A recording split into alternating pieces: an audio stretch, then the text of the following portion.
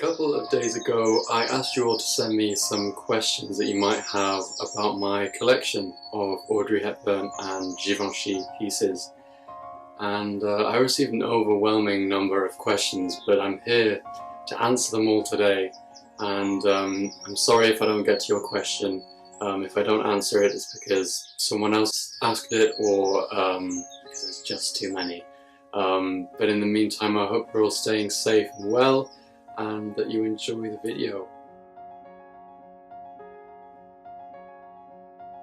Basically, I have been obsessed with the collaboration between the actress Audrey Hepburn and the French fashion designer Hubert de Givenchy since I was 10 years old. And that started because I knew ever since I was 7 that I loved costume design and that I wanted to do costume design. And that's when I really started to appreciate the impact of clothes on screen and their storytelling ability. And because of this, my mum actually bought me My Fair Lady and Breakfast at Tiffany's on DVD for Christmas when I was 10, because she thought I would like the costumes, particularly in My Fair Lady. And the costumes in that film weren't designed by Givenchy, they were designed by Cecil Beaton, but in Breakfast at Tiffany's they were. And I remember so distinctly feeling sort of hypnotised by firstly Audrey Hepburn, who I thought at the time was the most beautiful person I'd ever seen. And I wanted to find out more about her and more about the person that created her clothes, which are now so iconographic in every sense of the word in that film.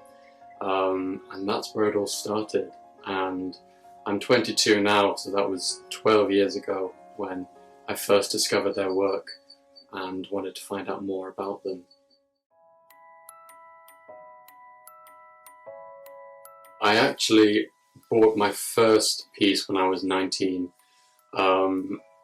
I started saving money when I was about 12 or 13, and quite literally had a glass jar in my room where I put all my pocket money and spare change, because I was so convinced that one day I would be able to buy something by Givenchy or maybe one by Audrey Hepburn.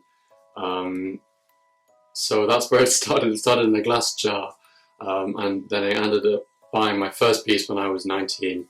And I was so specific, I wanted to buy the perfect thing, because as far as I was concerned, I would only ever be able to buy one.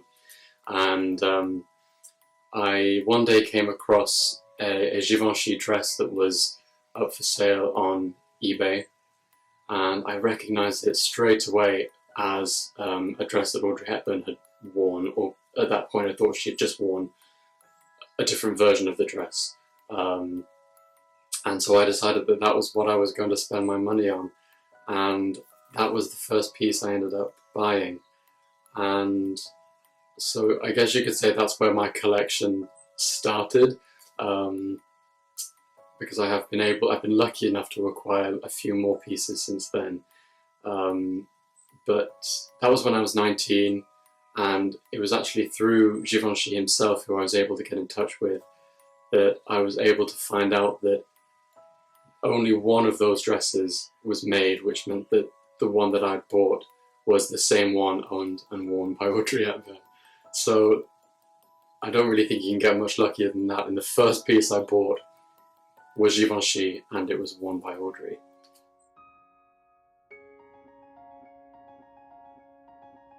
This actually isn't an item of clothing that inspires me the most. It is two drawings, two sketches. As I mentioned in the previous question, I was able to get in touch with Givenchy himself, which is a whole other story in its own.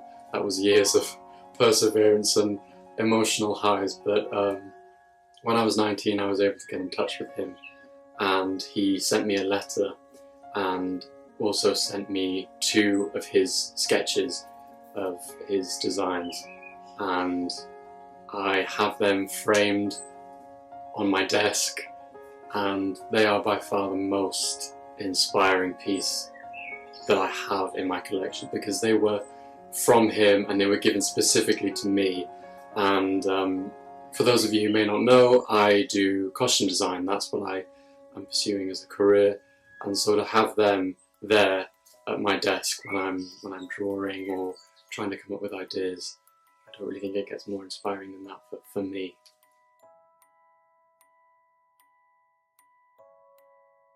The vast majority of pieces, particularly Givenchy, that I have in my collection, almost all of them have been bought online on eBay and things like that.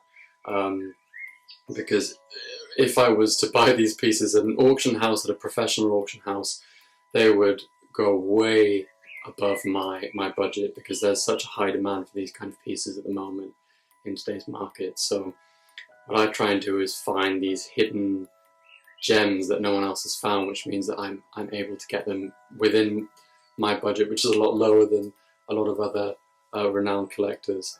And it also means that you're able to sort of uncover these pieces which until then weren't known to be significant.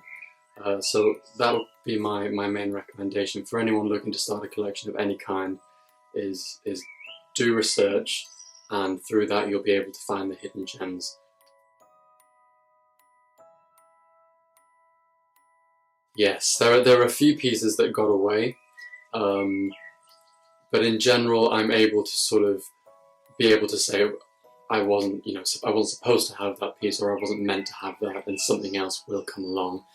But there's one that does still haunt me, and it was an outfit that I found when I was about 16, which was before I bought anything, and that's when I was still saving to buy what I considered to be the perfect piece for myself. And it was a jacket, a skirt and a coat by Givenchy, and it was for £60.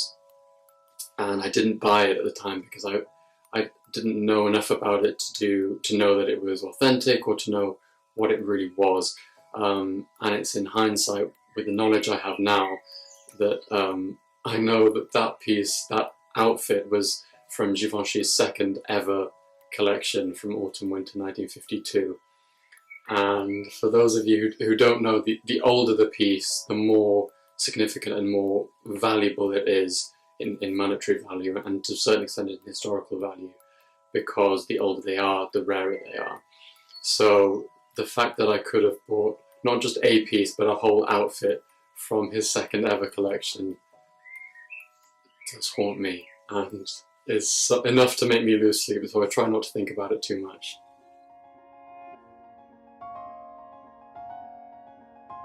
It does have to be that pink beaded dress, because all that beadwork and embroidery is done by hand, which would have taken hours and hours and hours of work. I still haven't been able to determine who the embroidery house was. It could have been Lesage. I don't think it was Rebet. But whoever did it spent countless hours of work on that embroidery. But another piece that I definitely think deserves recognition for the level of detail and hours that would have gone into it is not actually by Givenchy. It's a Valentino couture piece, and the reason I acquired that one is because only 2 of those dresses were made. One of them was for Audrey Hepburn, and the other one is now in my collection. And there is yards and yards and yards of gathered silk chiffon in that dress, and all of it is rolled and stitched by hand, and that again would have taken hours of work. And if anyone knows what it's like to work with those kind of slippery sheer fabrics, it's a nightmare. So I bow down to those seamstresses at Valentino who were able to so artfully manipulate that fabric.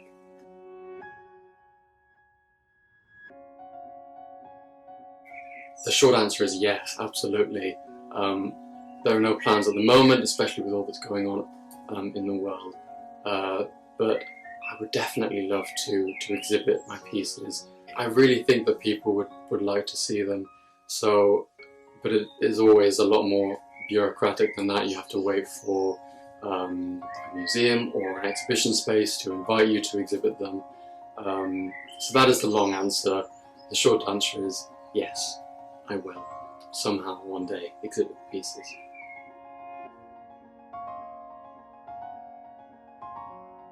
I started to sort of formally document all the research that I've been doing about 2 years ago, because I sort of had the realization that if I walk out the house tomorrow and get struck by lightning, then I have quite a historically significant collection that I'm the only person who really knows the story behind the pieces and the research that I've done. So I started to not only create a digital copy of all this research, but a hard copy as well, and that is in this folder here. And this has all the pictures that I've found, letters, sketches, archival photographs, newspaper clippings. It's got everything you would need to fully understand the pieces that I have. So that's how I document pieces, and I'm embarrassed to admit that that folder is sort of my pride and joy.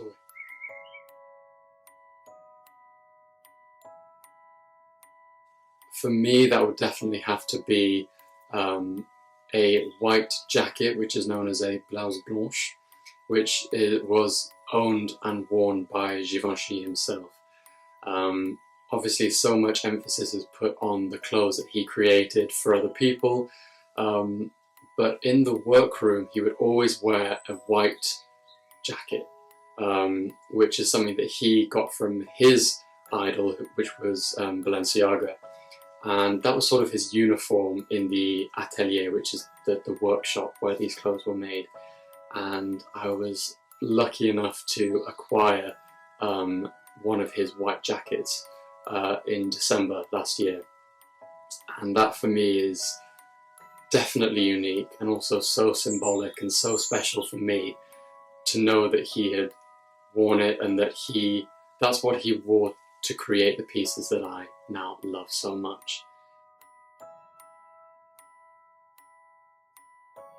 In terms of Audrey Hepburn, specific pieces worn by her, I have the pink beaded Givenchy Autumn-Winter 1962 dress, which I've already discussed. And that was worn by Audrey at least twice. She wore it to the premiere of the film Le Jour le plus long in Paris in September 1962, and she also wore it to present the Oscar for Best Costume Design that same year. I also have 3 versions of the same dress, which is a dress by Ralph Lauren, and I have those dresses in blue and in cream and in pink.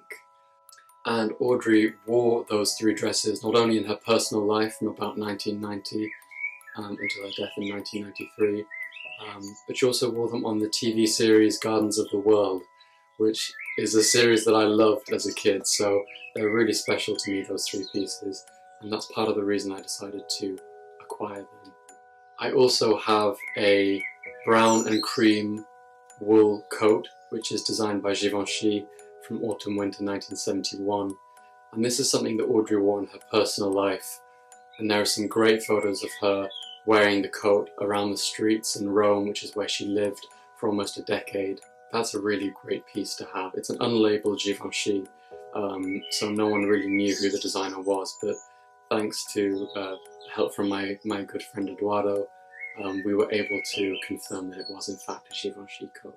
I also have a pair of black satin shoes, which were owned by Audrey. They were designed by René Mancini, who was her favourite shoe designer, and it wasn't until after I had acquired them that I found out that they were worn in my favourite film of all time, and that's Charade from 1963.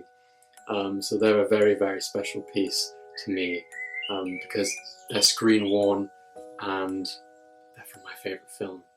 The final piece of clothing that I have that belonged to Audrey is actually a glove, just a single glove, which was a gift.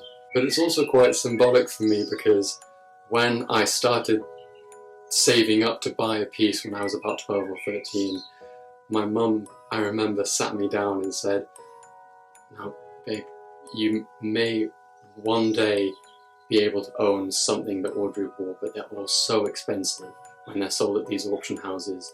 So it may not be a coat or a dress, it might be a glove. It was never a pair of gloves, it was always just a glove that she said. And now I have a dress, I have a coat, and I have a glove. So that's a very special piece for me.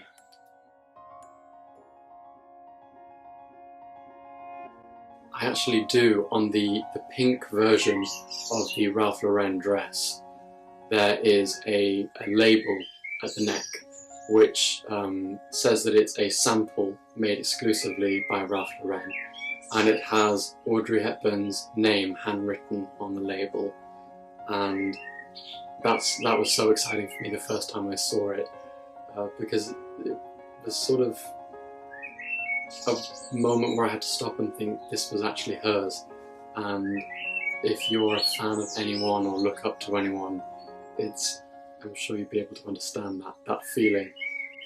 And another great little hidden gem that I found was actually on the pair of shoes that she wore in Charade, because I noticed at the toe of the right shoe there's a little patch of worn out fabric, of worn out silk, and I realised that that's because in the scene that Audrey wears the shoes in the film Charade, she kicks a man in the shin. It was the actor Ned Glass, and she would have done that take numerous times, and that's probably why the fabric is worn at the toes of these shoes, because she had to kick someone in the shin.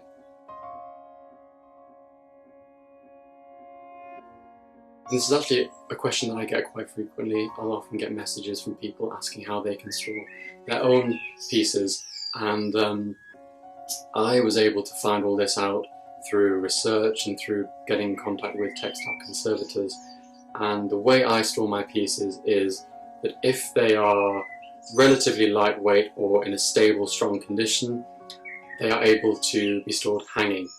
But I hang them on a padded archival hanger so that there's no stress on the shoulder line, and I also store them in archival garment bags which are made from a fabric called Tyvek, and it's mold resistant, and it's also lets the clothes breathe, because a lot of people forget that clothing and fabrics need to breathe as well. But for some other pieces, if they are too heavy or more fragile, I store them lying flat. For example, my pink dress is not only stored in, again, a Tyvek archival bag, but it's also in an acid-free archival box and surrounded by acid-free tissue paper. And that's really the best way that you can store pieces, is lying flat, unless they are in a quite stable condition. I don't have a professional archive, temperature-controlled, humidity-controlled room, unfortunately. I don't have the means for that at the moment, but hopefully one day I can have my own sort of archival room when I'm retired and I've earned the money.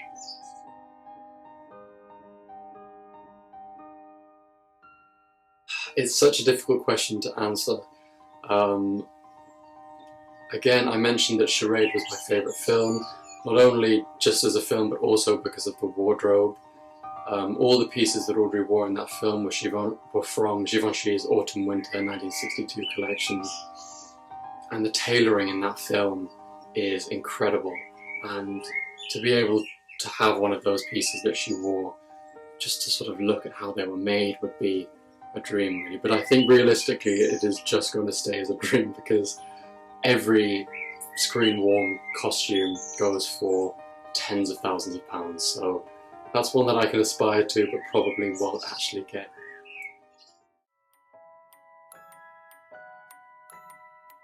I was hoping no one would ask me this, because the short answer is I don't have one, and that is genuinely a sincere answer. And the reason behind that is because I'm not a collector in the traditional sense of the word, in that I don't just buy anything that has a Givenchy label or that was worn by Audrey Hepburn or has an association to either of the two. Because of budget, and because I don't have a massive warehouse where I can store these pieces, and because I want to have an appreciation for every single item that I own, I'm very, very selective about the pieces that I acquire. And because of that, I genuinely don't have a favourite, because each piece has been acquired for a particular reason, because I love the design or because I love the story behind it. So that's sort of my cop-out answer, but that was a conscious decision I made right from the start, was that I was only going to buy a limited number of pieces that I love.